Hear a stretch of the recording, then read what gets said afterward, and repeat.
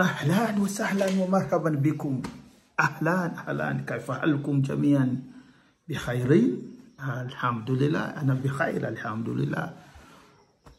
Ahlan. Sasa tuna salamu ambazo katika lugha ya Kiarabu zitakudai kulingana na muda. Yani kwa mfano kama ni asubuhi, kama lugha zingine zilivyo, kama asubuhi utasalimia sabahul khair, sabahul khair.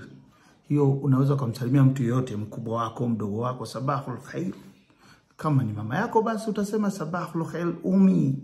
Kama ni mama yako, sabahul khair ummi. Kama ni baba yako, sabahul khair ya abi au abi, yote sawa.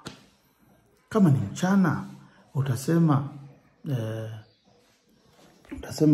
masaul nur, masaul nur, masaul nur, masaul nur. Masaul nur maana yake nini? Ni sana kusema yani uwe na siku yenye nuru, mchana wenye nuru.